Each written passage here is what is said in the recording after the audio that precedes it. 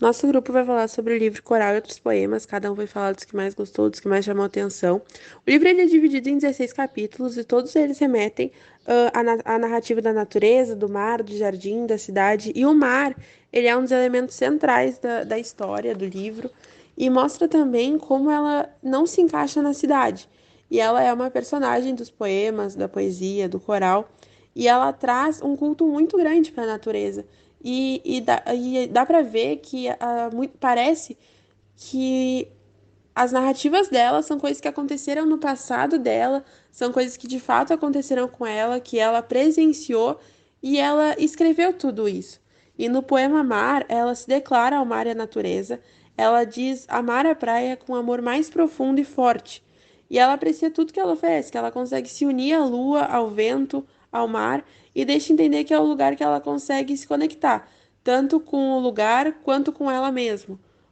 Então, ela parece ser um lugar em que não tem coisas ruins, que para ela só tem coisas boas. E já no poema Cidade, ela mostra detestar aquele lugar que ela diz que é hostil e que não se vê paz nas ruas, que as paredes e os muros impedem ela de ver as fases da lua e o crescer do mar, reforçando ainda mais a paixão dela pela praia e pela natureza.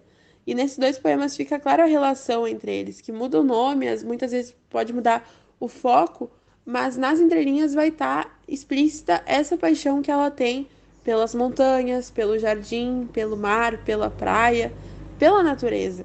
E no poema Fundo do Mar, ela conta a visão de como as coisas são lá no fundo do mar, que é calmo, é silencioso, que as plantas são animais, os animais são flores, e que tudo é leve e a calmaria não atinge a agitação das ondas. E muitas vezes isso talvez seja uma metáfora, quando ela fala que os animais são flores, que parece que os animais são seres indefesos e inofensivos. E no final ela faz como se fosse uma crítica que ela diz que por mais bela que seja, cada coisa tem um monstro em si suspenso, mostrando que tudo é relativo e que nada é tão bonito e mágico que não cause algo ruim.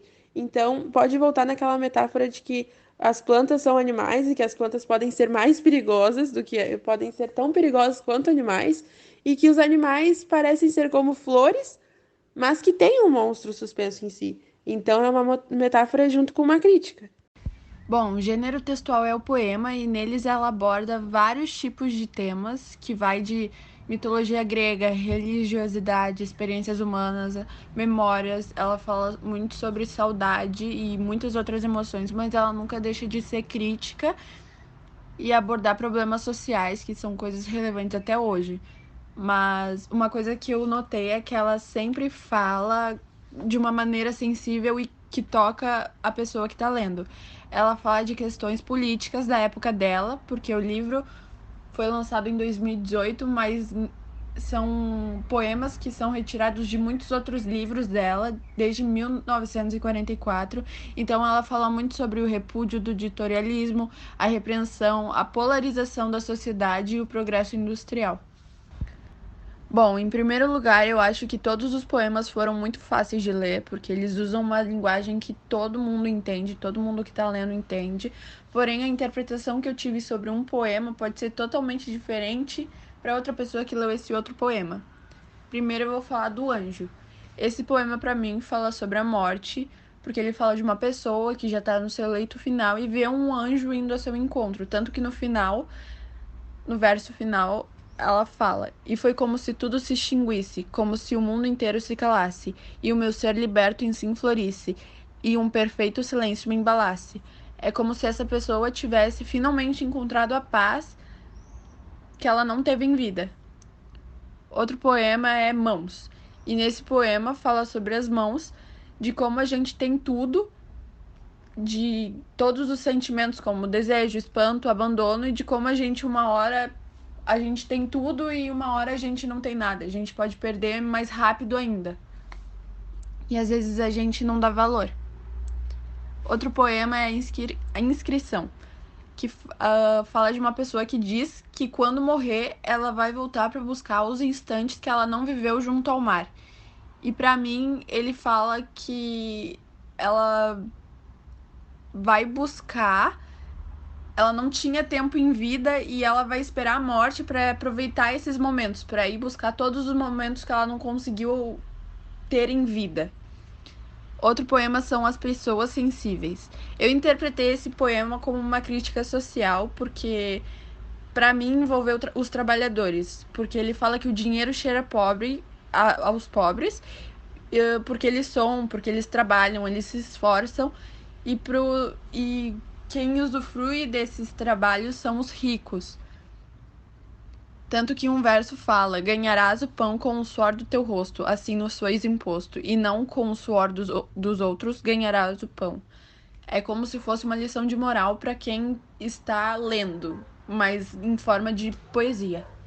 O livro traz uma temática cheia de simbolismo e sensibilidade. Mostra um universo poético onde o mar, a infância, a natureza, o tempo, a religiosidade, os seres, a memória e a busca pela justiça são as principais temáticas abordadas. A sua escrita é marcada pelo lirismo e por uma linguagem intimista.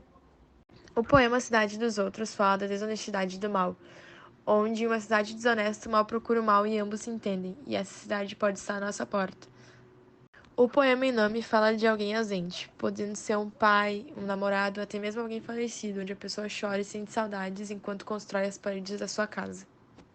O poema Solidão fala de alguém que se foi, e eu acredito que seja por um falecimento, e a outra ainda tenta encontrar ela nas esquinas, nas praças, nas noites. E esse foi um dos poemas que eu mais gostei, porque apesar da pessoa ter ido embora, a outra ainda tenta encontrar ela nos lugares em que elas iriam juntas ou que a pessoa mais gostava. O poema Data me lembrou muito dos tempos atuais em que a gente vive, onde as pessoas não conseguem ter empatia pelo próximo e só conseguem pensar nelas mesmas.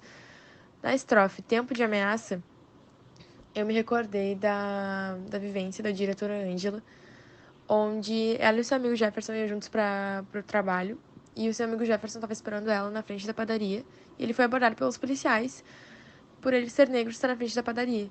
E esse poema fala muito sobre isso. Bom, a consciência política sempre esteve presente no trabalho de Sofia de Mello, e um poema onde fica clara essa característica marcante dela é no O Velho Abutre, que define muito bem os ditadores de todos os tempos. E o poema fala aqui: o velho abutre é sábio e alisa suas penas. A podridão lhe agrada e seus discursos. Tem o dom de tornar as almas mais pequenas. E esse poema é uma referência ao regime de Salazar, que foi um regime autoritário, onde Sofia sofreu com isso durante uma grande parte da sua vida. Bom, o Brasil também sempre esteve muito presente nas obras da Sofia de Mello, e tem um poema que expressa um pouco do que ela pensava sobre o Brasil, que ela tinha observado uma fala da amiga brasileira dela, que o poema fala: gosto de ouvir o português do Brasil, onde as palavras recuperam a sua substância total, concretas como frutos, nítidas como pássaros. Gosto de ouvir as palavras com suas sílabas todas, sem perder sequer um quinto de vogal. Quando a Helena Lanari dizia o coqueiro ficava muito mais vegetal. E um fator também para o Brasil ser tema das obras dela, que ela era muito amiga do Manuel Bandeira e também do João Cabral. Por isso essa admiração pelo Brasil, também por conta da sua popularidade também aqui no país.